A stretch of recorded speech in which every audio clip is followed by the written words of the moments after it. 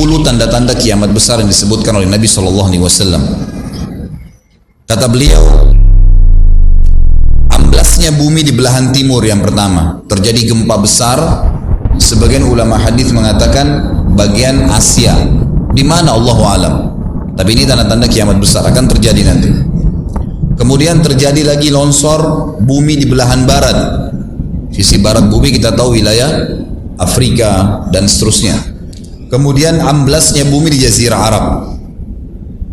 Ini yang dimaksud dengan amblasnya bumi, artinya longsor yang besar, yang sulit lagi untuk ditimbun, udah nggak bisa ditimbun, nggak bisa diperbaikin. Kalau di situ ada kota, ada kampung, pasti hancur udah. 3 sekaligus terjadi longsor di 3 titik yang berbeda dan secara waktu atau dalam waktu yang bersamaan. Ini sudah selangsung 3 tanda-tanda kiamat. Jadi pada saat terjadi di timur itu tanda-tanda kiamat besar 1. Terjadi di barat, tanda-tanda kiamat besar 2. Terjadi di Jazirah Arab, tanda-tanda kiamat besar 3. Kemudian di dalam hadis ini disebutkan secara beracak. Nanti sebentar setelah saya terjemahkan hadis ini, saya akan sebutkan urutannya. Lalu kata Nabi SAW, kabut yang menutupi bumi ini. Kemudian ada Dajjal. Jadi kabut itu dihitung dalam hadis ini yang keempat. Dajjal yang kelima. Kemudian yang keenam binatang melata. Nanti akan saya jelaskan juga apa yang dimaksud dengan binatang melata. Yang ketujuh keluarnya Ya'juj Ma'juj. Ini juga akan kita jelaskan nanti. Kemudian yang kedelapan matahari terbit dari tempat terbenamnya. Yang kesembilan keluarnya api dari perut kota Aden yang menghalau manusia. Sulit, manusia tidak bisa melalui Jazirah Arab. Kemudian yang ke-10 turunnya Isa putra Maryam. Turunnya Isa putra Maryam. Tentu saya katakan tadi hadis ini disebutkan dan disepakati oleh para ulama sifatnya teracak. Karena cukup banyak dalil-dalil yang lain yang mengurut kejadian ini. Urutan yang pertama dari 10 ini adalah keluarnya Dajjal. Ini urutan pertama.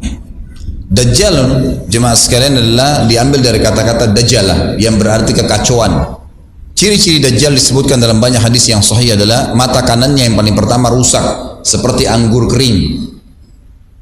Kata Nabi SAW dalam hadis sahih, ketahuilah Dajjal buta mata kanannya dan Tuhan kalian tidak buta, karena dia akan mengaku sebagai Tuhan. Kemudian dia orangnya memiliki kulit yang kehitam-hitaman serta memiliki dahi yang lebar. Setiap orang beriman bisa membaca di dahinya tertulis 3 huruf kafara. Semua orang yang ngerti tulisan Arab, tidak ngerti tulisan Arab akan bisa tahu dan baca itu. Kafara, kufur. Rambutnya keriting dan orangnya tinggi besar. Kata Nabi SAW, kalau kalian dengar Dajjal keluar di satu lokasi, maka menghindarlah. Walaupun kalian harus lari ke gunung, dia akan keluar membuat kerusakan selama 40 hari. Kata Nabi SAW, 40 hari itu sehari seperti setahun, sehari lagi yang kedua seperti sebulan, hari yang ketiga seperti sepekan, dan sisa harinya seperti hari kalian. Dia akan keliling muka bumi semuanya, dan kata Nabi SAW, seluruh bumi ini akan dimasuki oleh Dajjal. Tidak tertinggal satu lorong, gang, jangankan kota atau desa, kecuali Dajjal akan masuk ke dalamnya, kecuali Madinah dan Mekah.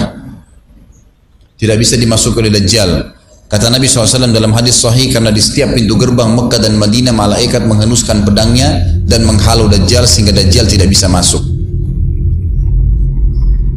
Pada saat dia tiba di Palestina, waktu yang bersamaan di kota Madinah berkecamuk. Kaum muslimin sepakat semua keluar untuk mengejar Dajjal dan membunuhnya. Keluar dari kota Madinah satu orang yang namanya seperti namanya Nabi Muhammad SAW, Muhammad bin Abdullah, dan dia dari turunan Nabi SAW juga.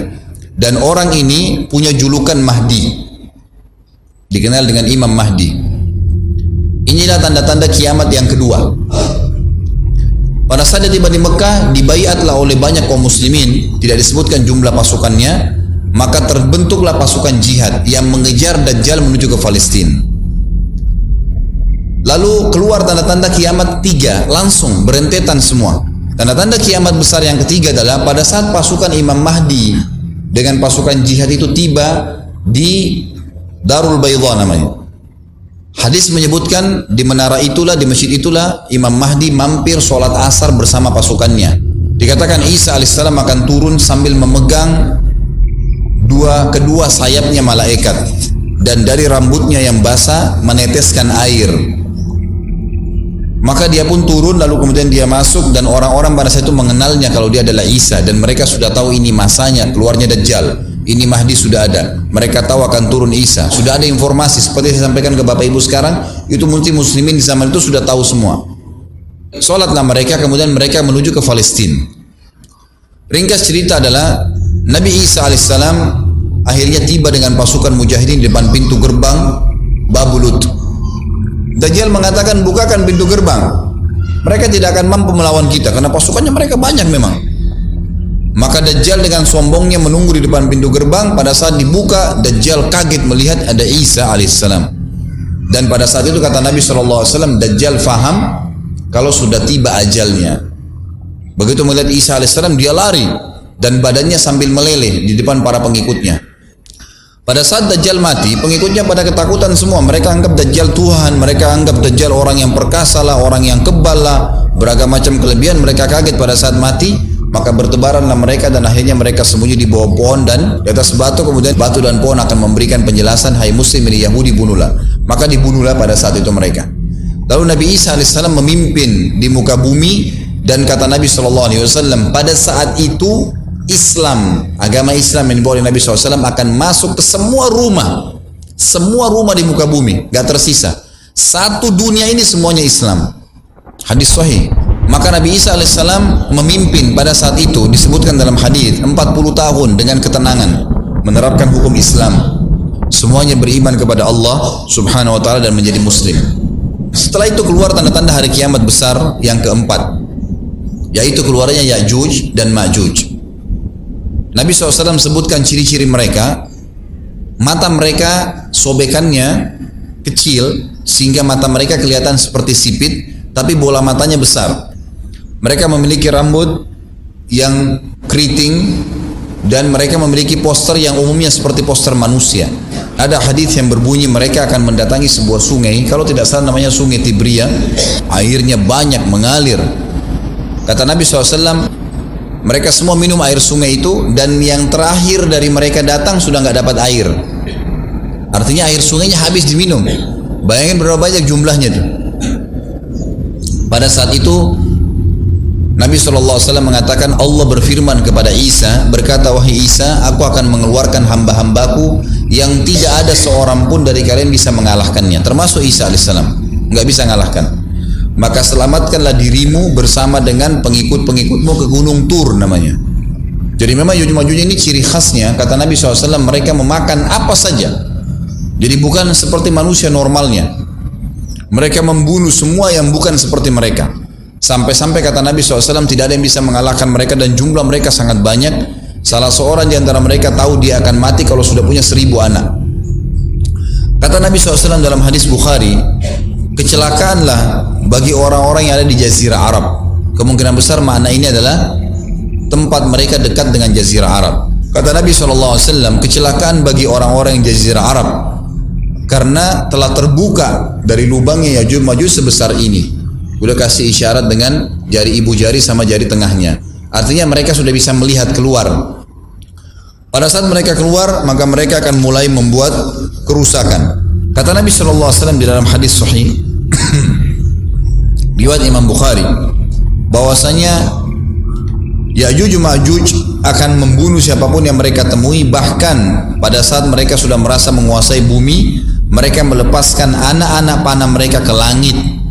Lalu Allah menurunkan anak-anak panah mereka sebagai fitnah dipenuhi dengan darah. Maka mereka berkata, kami telah membunuh semua yang ada di bumi dan semua yang ada di langit. Kata Nabi SAW, Allah lalu mengizinkan Isa untuk berdoa kepada Allah agar memusnahkan mereka. Maka Isa alaihissalam pun akhirnya berdoa, meminta kepada Allah subhanahu wa ta'ala agar mereka semua dimusnahkan. Maka pada saat itu pun Allah subhanahu wa ta'ala menurunkan kepada mereka hama. Sebagian hadis menyebutkan serangga kecil seperti cacing, banyak sekali yang menimpa tubuh-tubuh mereka. Setiap orang satu. Dan itu membuat mereka mati. Kemudian setelah itu Isa alaihissalam memimpin lagi di muka bumi sampai beliau meninggal. Setelah Isa alaihissalam meninggal, kembali lagi sebagian besar manusia berbuat kekufuran. Maka Allah subhanahu wa ta'ala keluarkan tanda-tanda kiamat besar yang kelima. Yang kelima ini adalah keluarnya hewan atau binatang melata. Binatang melata ini disebutkan dalam hadis yang sahih riwayat Bukhari, bahwasanya Allah SWT akan keluarkan, tapi tidak disebutkan dari bumi mana dia keluar. Dia akan keluar hewan melata yang bisa berbicara seperti manusia dan badannya dipenuhi dengan bulu. Allahu a'lam bagaimana. Kemudian dia datangi orang-orang yang kufur tersebut dan menasihatin dan mengingatkan mereka. Yang tidak mau beriman, dalam hadis dikatakan dicap oleh hewan tersebut. Allahu a'lam dicap seperti apa, sehingga ketahuan mana yang kafir, mana yang beriman. Terus dia keliling di muka bumi tapi tidak disebutkan berapa lama. Lalu kemudian Allah lenyapkan si dabbah ini. Kemudian datang tanda-tanda kiamat yang ke-6. Tanda-tanda kiamat yang ke-6, 6, 7, 8. Itu berentetan semua. Longsor besar di timur, di barat, dan di Jazirah Arab. Ini tanda-tanda kiamat terjadi serentak.